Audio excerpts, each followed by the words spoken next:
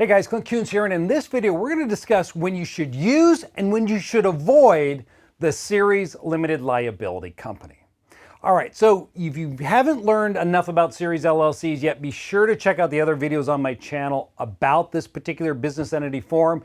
I think it's a great structure if it's used in the right context. Now, there's a handful of states, approximately right now, a little over 20 states that recognize this form. So if you're not living in that state or conducting business in a state that recognizes the series LLC, then I don't suggest you use it. And in fact, in the show notes, I have a list of the states that recognize series LLCs.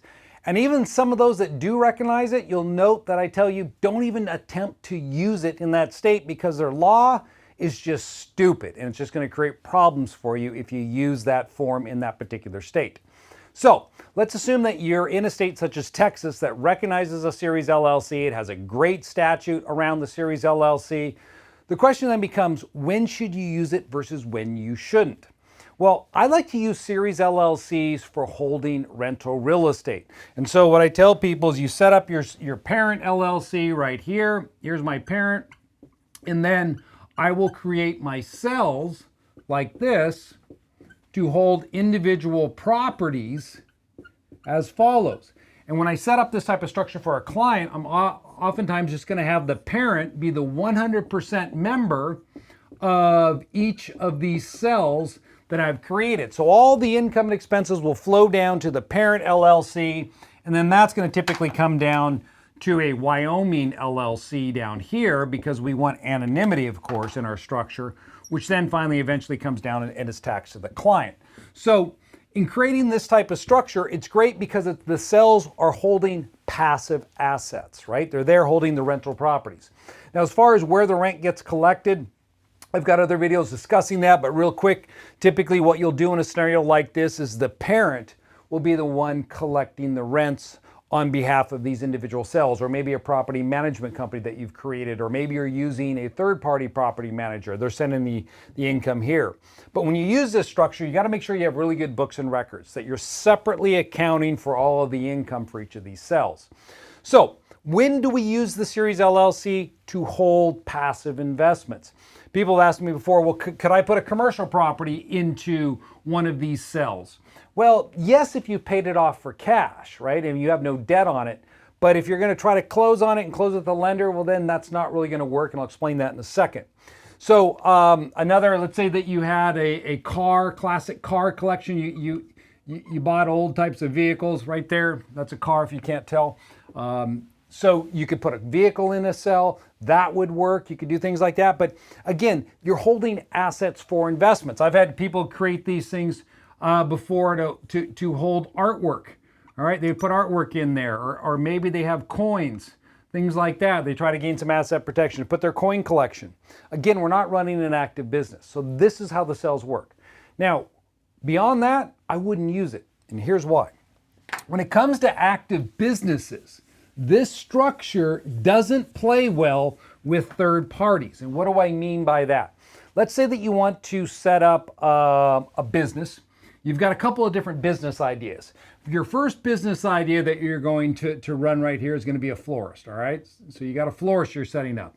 And then you got a second business over here, which is going to be cell phone repair business. And then maybe you also have, you do some trucking, all right, whatever. You got some different businesses there.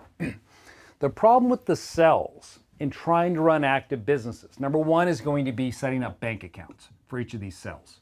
So unlike the passive investing that we were talking about with the residential real estate, we're using this bank account. With active businesses, you don't want to do that. You're going to want to get separate bank accounts set up for each of these businesses, right? Because you got to conduct business out of that account, collect payments into that account, write bills out of that account. So working with banks can be problematic here because banks, when they're setting up a bank account, they need to see articles of organization. They got to find something tangible. And many times with cells, there's nothing tangible that they can look at that makes them feel comfortable. So that creates a problem for you. Second issue you're going to run into, if you want to deal with lenders. So just like opening up a bank account, lenders, which are many times banks, if they're going to loan you money, they're going to look at the property that's held in the name of the cell, and they're going to notice that the cell isn't recorded anywhere. So that becomes a title cloud for them, and it makes them nervous. So they don't like to lend to cells themselves or allow you to close on a property in the name of a cell. That's when it comes to commercial real estate. I tell people, do not use this structure for commercial real estate. Set up independent limited liability companies if you want to buy multifamily or commercial. Use independent LLCs for that. The other problem you have with running businesses is, let's say you want to get a business loan. So there's been some litigation over this in the past, and what happens when it comes to getting a business loan, let's say I need a business loan for my truck business over here, and I want to borrow $100,000 against the business.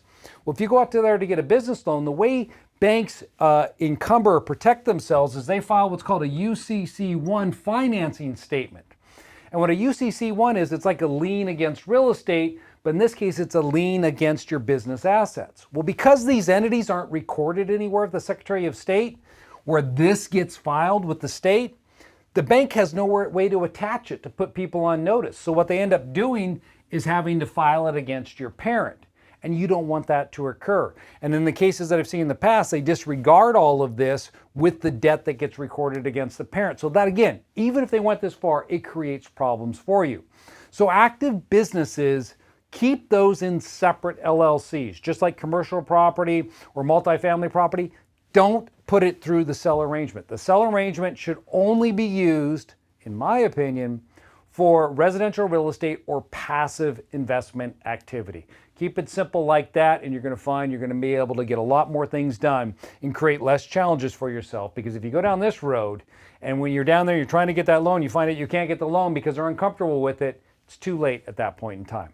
Hey guys, I hope you like this video on when you should or should not use a series limited liability company. If you're not yet a subscriber, well, you know what to do. Subscribe to the channel. Take care.